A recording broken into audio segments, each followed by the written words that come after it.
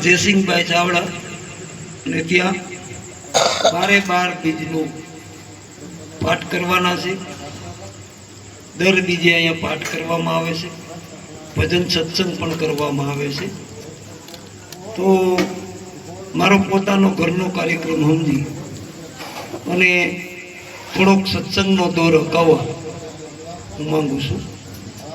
તો અત્યારે બાપભાઈ, પછી એક બીજા ભાઈ, 3-4 જણા જે કઈ વાણી બોલ્યા, લાલભાઈ, આ વાણી અને જયંતિભાઈ જે વાણી બોલ્યા છે સમય મુજબની અને એ વાણીની માર્મિકતા અને એમનો ભેદ જાણવા વાળા અમુક વ્યક્તિ જાણતા હોય છે. ભજન મેં પણ ઘણા બધા લખ્યા છે, ઘણી બધી સાખીઓ લખી છે. એની અંદર રહેલો જે ભેદ છે એ ભેદ જેનો પોતાનો અનુભવ હોય, આ પોતાના અનુભવથી એ ભેદ જાણતા હોય, એ વાણીની રચના કરી. તો આજે મારે નવધા ભક્તિ અને પ્રેમ લક્ષણા ભક્તિ ઉપર સત્સંગનો દોર અકાવવાનો છે. આ નવધા ભક્તિ જે છે, નવધા ભક્તિની જે વાત છે એ વાત નવધા ભક્તિની જ્યારે પૂર્ણ વિરામ પામે, નવધા ભક્તિનો નિવેડો આવે ત્યારે 10મી ભક્તિ પ્રેમ લક્ષણા ભક્તિ છે. આ પ્રેમ લક્ષણા ભક્તિ જે છે, પ્રેમ લક્ષણા ભક્તિમાં ઠેઠ રોહિદાસ બાપાથી માંડી અને દાસ મંગળ સુધી જેટલા જેટલા સંતો મહાપુરુષો થયા એમાં વધારેમાં વધારે પ્રેમ લક્ષણા ભક્તિને પ્રાધાન્ય આપનાર કોઈ સંત મહાપુરુષ હોય તો સૌ પ્રથમ મેવાડમાં મીરાબાઈ થયા, જુનાગઢની અંદર નરસિંહ મહેતા થયા, કચ્છની અંદર ત્રિકમ સાહેબ થયા. આ ત્રણેય સંતો જે છે, આ મહાપુરુષો છે, એ બધાએ પ્રેમ લક્ષણા ભક્તિ ઉપર વધારે ભાર મેળ્યો છે. પ્રેમ લક્ષણા ભક્તિ ઉપર ભાર એટલા માટે મેળ્યો છે અને 18 કોટડી જ્ઞાન ધરાવનાર સતગુરુ કબીર સાહેબ પ્રેમનો 2 અક્ષર સાંભળી અને મસ્ત કબીરા રોય. પ્રેમ કા 2 અક્ષર પટકર મસ્ત કબીરા રોય. આ પ્રેમ લક્ષણા ભક્તિ જે છે આ 10મી ભક્તિ છે. અને પ્રેમ લક્ષણા ભક્તિ જેને પ્રાપ્ત થાય પછી એના માટે આ જગત આખું સમાંતર દેખાતું હોય, જેની સમદ્રષ્ટિ થઈ ગઈ હોય. આને પ્રેમ લક્ષણા ભક્તિ કહે. તો નરસિંહ મહેતા જે છે, આ નરસિંહ મહેતાને જગતના લોકોએ નાગર એની નાયતે બહુ દુઃખ આપ્યું, છતાં પણ એના અંદર જે કાંઈ પ્રેમ રહેલો હતો, આ પ્રેમને એની છોડ્યો નથી. જગતના લોકોએ એની ઉપર પ્રપંચ કરી અને ઘણા બધા દુઃખ આપ્યા.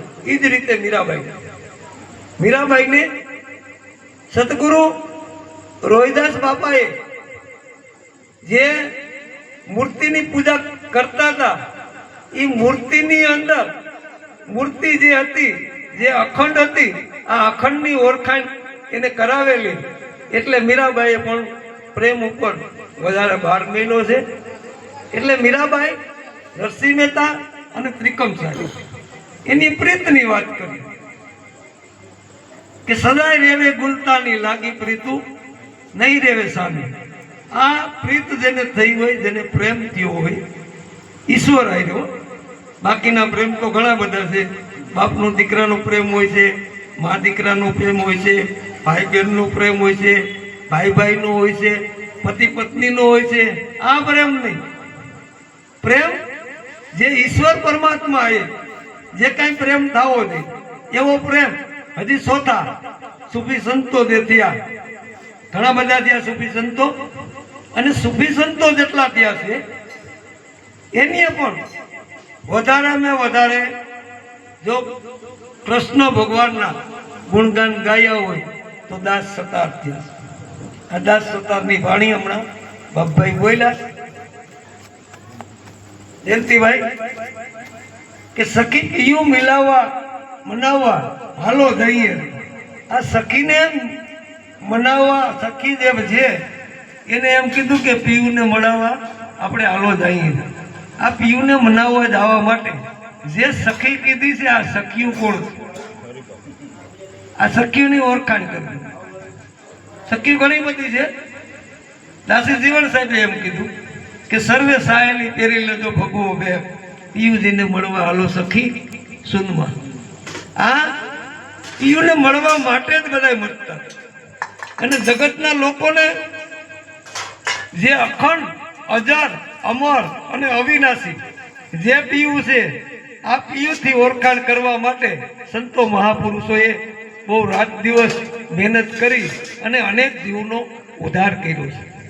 એટલે સખી જે કીધી છે કે સખી જે છે તો સખી ઘણી બધી છે. ઈંગલા છે, પિંગલા છે, સૂક્ષ્મણા છે, પણ જે સતાર સાહેબે કીધી એ 5 મુદ્રાની વાત કરી છે.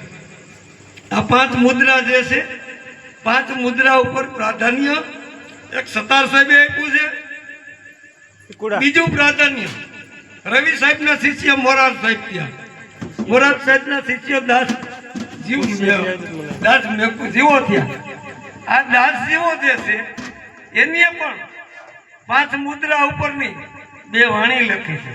આ 5 મુદ્રા જે છે, 5 મુદ્રાના નામ આ મુજબ છે.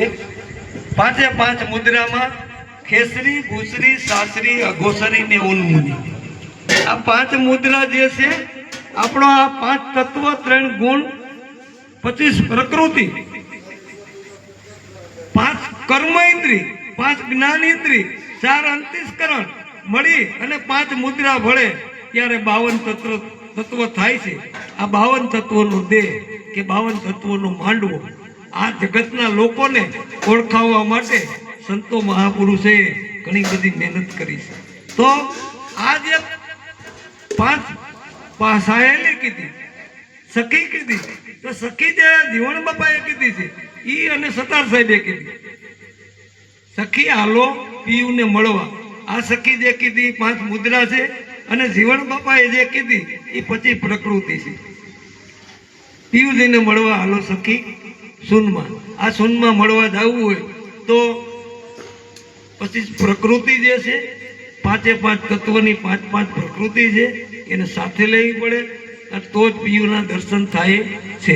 હવે આ પીયુની જે વાત છે, આ પીયુની ઓળખાણ કરવા માટે જ્યાં સુધી સતગુરુનો, સત્પુરુષનો અને ભેટો નહીં થાય ત્યાં સુધી આપણને પ્રેક્ટિકલ કરીને કોઈ સમજાવશે નહીં. અને પ્રેક્ટિકલ કર્યા સિવાય આ વાત કોઈ દિવસ કોઈને સમજાય નહીં. બરાબર છે બાપભાઈ? આ વાત સમજવા માટે જે સંતો મહાપુરુષોએ રાહ બતાવી છે, આ રાહ મુજબ હાલવાની જરૂર છે. બધેથી મહત્વનો મુદ્દો હોય તો રેણીનો છે. રેણી વગર હાસો રંગ કોઈ દિવસ લાગવાનો નથી. સુરતા ભલેને નિગમ પદમાં જાય. આ સુરતાને શું નિગમ પદમાં વહી જાય એનાથી કાંઈ વરવાનું નથી. મેઇન મુદ્દો છે રેણીનો છે. કેળીના કામણ કોઈ પણ ચલાવતા હોય તો એ પાર પહોંચવાના નથી. બોલો સતગુરુ સાહેબની જય, ગિરનારી મહારાજની જય, સત્ય સનાતન ધર્મની જય.